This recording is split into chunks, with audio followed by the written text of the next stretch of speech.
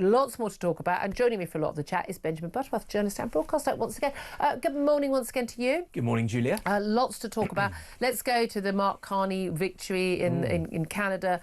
Justin Trudeau's Liberals were way back in the polls, 20 points behind.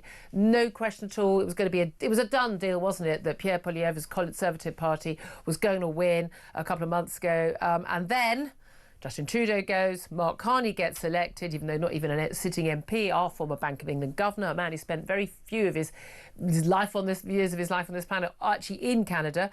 He becomes the acting the Prime Minister, even though not elected to the. I find this very difficult. Not legal, fine under their constitution, but nevertheless in the Canadian Parliament. And Donald Trump basically threatens to make Canada the 51st state. Trade war. What a surprise. Donald Trump basically wins the election for the Liberal Mark Carney. Big mistake by Donald Trump, or do you think he secretly wanted him to win? Well, he put out a statement on polling day yesterday saying we'll make Canada the 51st state and won't it be fantastic? Vote with that in mind. And you wonder whether when he says that he thinks, you know, he wants to have the argument to keep going, which is what he'll get with Mark Carney. So, you know, but then, you know, it's not... He has more in common with Pierre Poilievre. Yeah. Although Poilievre is not... People say he's the Trump candidate. He's really not. He's just a very sane, sensible, you know, I would say liberal, actually, in the oldest sense of the word. Yeah, Canadian Conservative is a long way from Donald Trump and MAGA, like the Conservatives in Britain generally would be. But, I mean, it's certainly extraordinary. You know, I have to say, I was utterly puzzled. I mean, you know, they've won something like 170 seats almost today, which puts them... So they don't have a majority, it looks like. So actually... As Trudeau didn't, so they might be in trouble because those, apparently, the average length of time those governments lasted 2.5 years. So Mark Carney's only just become a Member of Parliament today, which absolutely puzzles me. I mean, I don't know what it is in their constitution that allowed it. It wasn't as though he was a member of their House of Lords or something like that. That doesn't exist. He just got elected, but he's been Prime Minister for months. I mean, I find that completely ridiculous. But I think that's bare minimum. You should be an elected, before you're allowed to be leader of a party and become Prime Minister, you should be an elected Member of Parliament. It's totally bizarre. I mean, that really isn't democratic, is it? But will this last is the real question going forward, because they haven't got the majority they want. That can be quite unstable, and it's going to be hard for Canada if Trump keeps going for Is it good for Keir Starmer? I mean, he's got Emmanuel Macron as his big ally, although, again, not doing much for you on the Channel Migrants, is he, Keir, your big mate, Emmanuel? All chummy and huggy, aren't we? But, you know, not actually doing anything to help you on that big issue.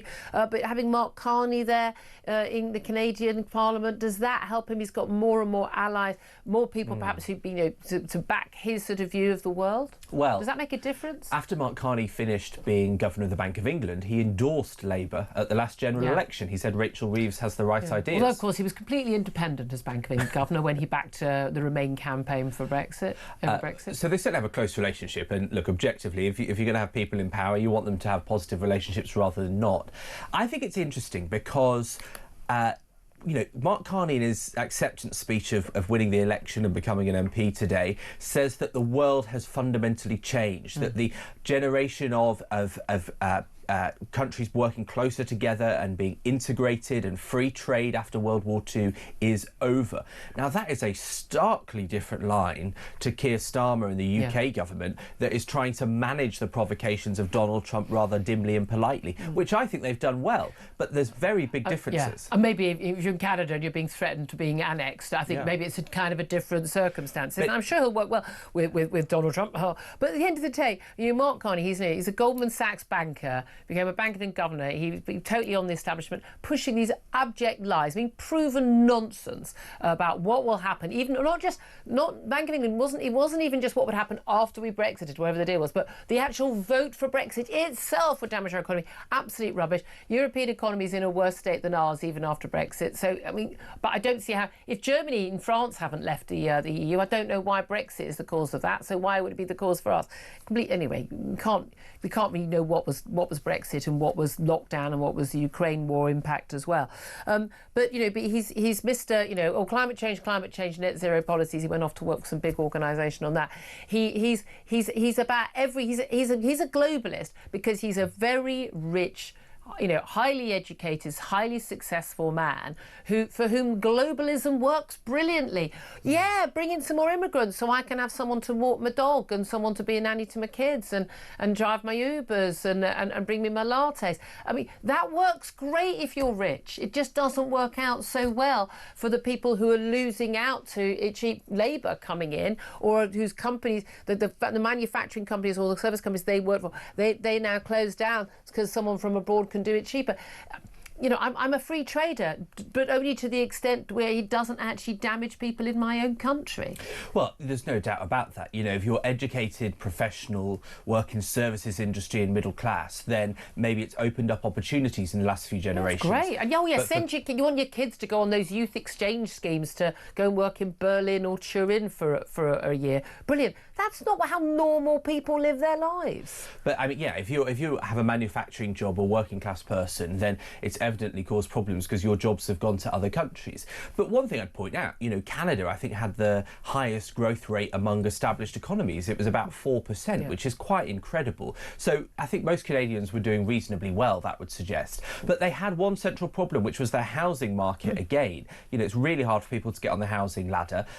Which is weird because they've got so much space. Exactly. I mean, it shows it's a political decision, really, doesn't it, rather than space. So that was one of the big things that the Conservatives were leading on. Will Mark Carney change that? I don't know. Yeah, we'll see. Let's talk about Trump's 100 days, because there's no doubt at all. I mean, I think Keir Starmer has handled, Donald Trump very well. I mean, given that we're stuck, David Lammy, I wouldn't have made David Lammy Foreign Secretary. Neither would I. I don't think, for different reasons other than the fact that he's been so abusive about Donald Trump, I think that's just a bad idea. And also, the man's an idiot and wrong about most things, which is a stronger argument for him not to be in the job.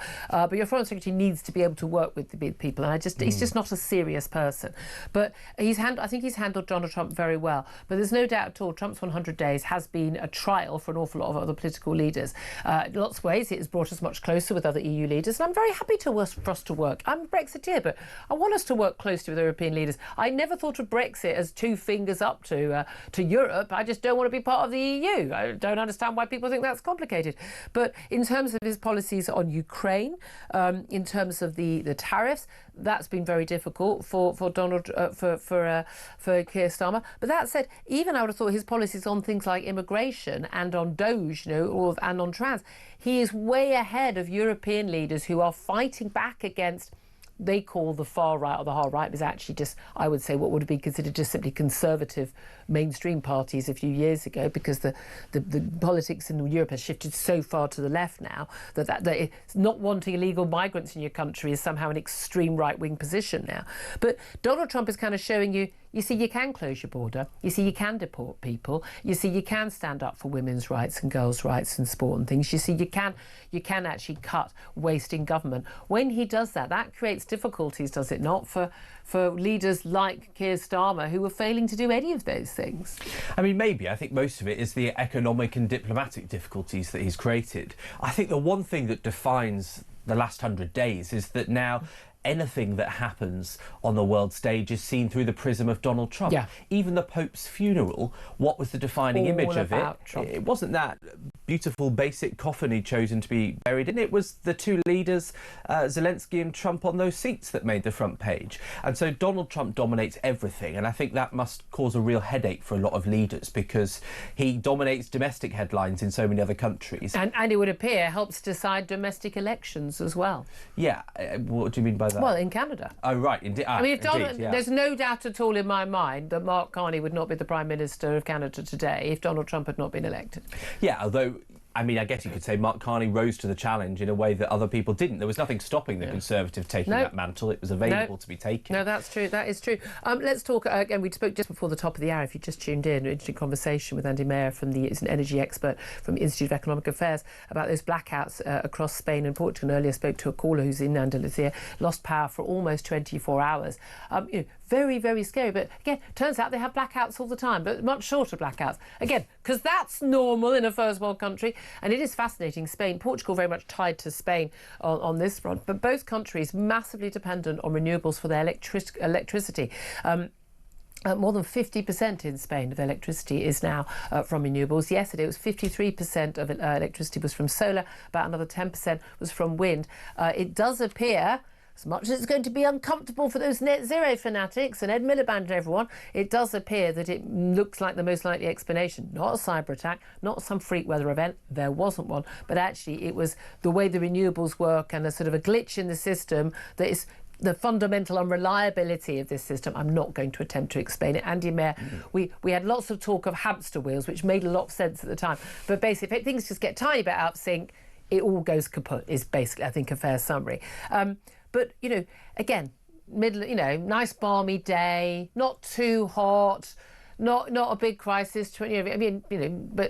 Flights can't leave, trains can't run, traffic lights aren't working, cash points aren't working, people can't aircon their homes, they can't have their lights on, they can't heat water, all of these different things going on.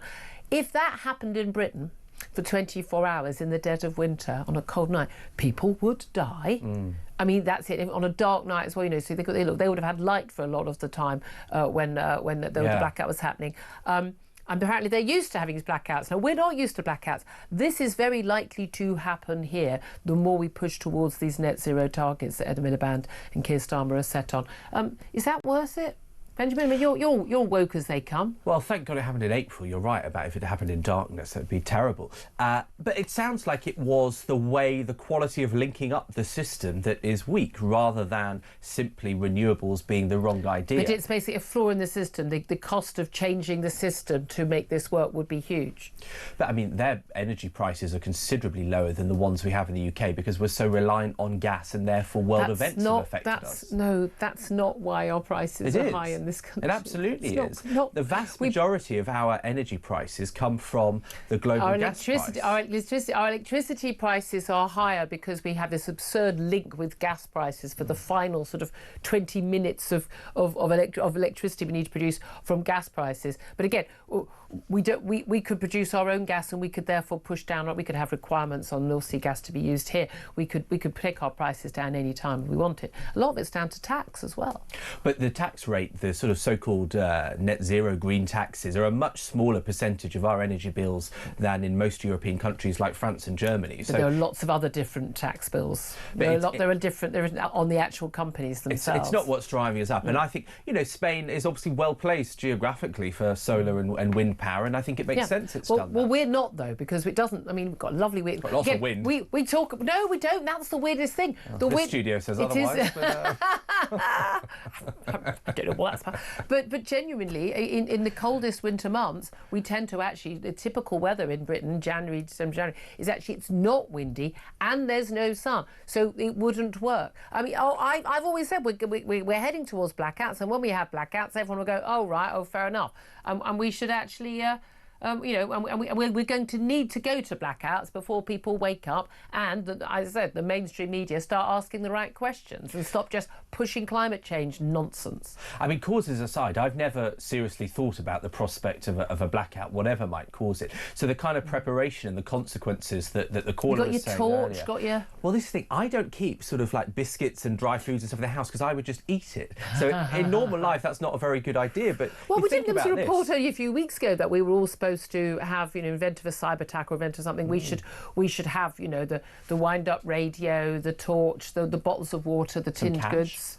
Yeah, I don't have. I mean, don't bother burgling me. There's no cash under the bed, right? But actually, when you think about it, I use my phone to pay for everything. That would soon not work. And so, are these things that we should think about, based on what these Spanish people have faced? Yeah, and the absolutely. traffic lights, it never occurred to me. Traffic lights is absolute nightmare. Our world does not function without electricity now. The modern world does not function. Honestly, we need to start paying attention to this stuff. There are people in government who actually spend all day thinking about this stuff because it's a reality. And also, again, there's still the possibility this could have been a cyber attack. It's exactly the sort of thing that Russia, China, North Korea, and would try out. It's exactly the sort of thing they would do. It's exactly the sort of thing they want to do. We are incredibly at risk of these things. And I find it extraordinary how many people in government, how many people just generally in life just are not prepared for it. I mean, again, even the cyber attacks, again, look at Marks and Spencer's, we had major banks, we've had the NHS experiencing cyber attacks. When everything is electronic, and suddenly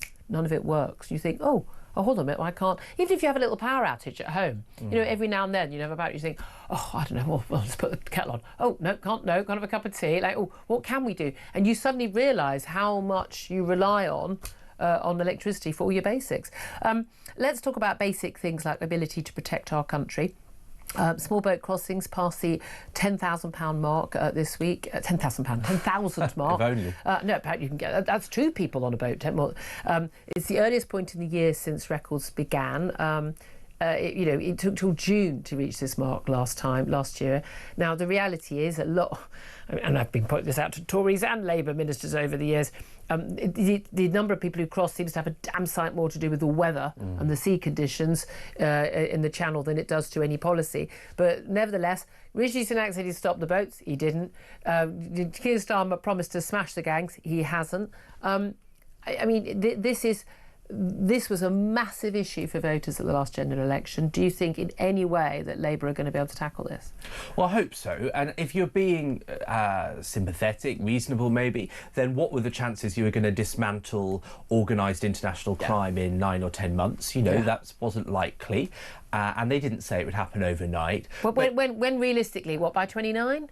Well, I mean, the fact that the numbers have basically doubled at this point in the year compared to 2 years ago, what that says is that, you know, it's understandable they haven't smashed the gangs in 10 months, fine, but it would look like the gangs are more organised and more effective and have more people willing to take the risk than ever before. And I think that should alarm us. They've got this new suggestion, though, that if you get a sex offence, then you will be gone. If you're a foreigner? Yeah, if you're a foreigner. No, but if you get, if you're a sex offender and you're British, we're stuck with you. Well, but the idea is, no, you don't know. It doesn't know. That's the thing. It doesn't say you should be gone. Yes, if you're a foreign sex offender, you would be barred from gaining asylum. But the reality is there are plenty of foreign sex offenders and other offenders who don't have asylum but still get the right to stay here.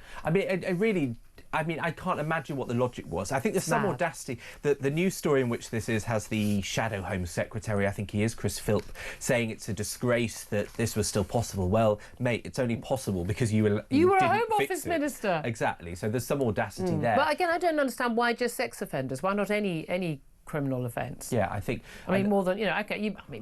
We can debate over shoplifting or not, but I'm going third shoplifting offence definitely. You're out. Bye. But genuinely, I would literally really winds me up. I know exactly. I would literally just put people on a boat and go bye. We're just going to ship you over to Calais. Off you go. Off you get. Just not a problem. And there's a compassionate argument for that too, because if you want to take in people that have been through hell, an interpreter that helped British forces in Afghanistan and wants safety, if you want to take them and want to make space and money for those people that have helped us and are decent and have been through hell, well, then you can't take 12 sex offenders from another country. Yeah, exactly. I just find it extraordinary that anyone thinks we can. Also, the main foreign nationality right now is Vietnamese. They're not at war, they're just poor. No. It's not the same thing. No, exactly. Again, I've always said most of these people are economic migrants. Anyway, just finally, I want to talk about, there's a Lib Dem MP, she's the MP for Bath, Vera Hobhouse.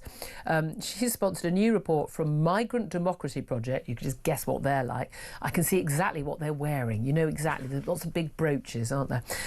She's backing a new campaign that would hand the vote to over 4 million people from abroad, including people who arrived in Britain illegally. They argue that Britain's current electoral system fails to represent millions of people in the UK who cannot participate in elections. No, because they're not citizens. That's why. Because you don't get to vote because you're not a citizen. Doesn't matter where you live. This is properly insane.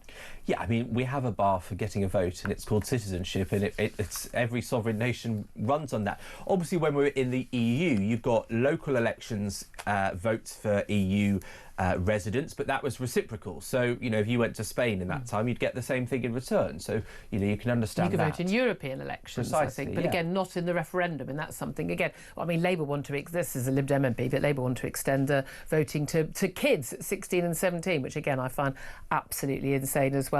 We just have 18-year-olds who are citizens in this country are not behind bars, seems to me to be, or certified insane, seems to be about right. Now, are you barred if you're insane? I believe you are if you're certified. I think you are certifiably insane, as opposed to just, a Lib Dem MP calling for this sort of madness.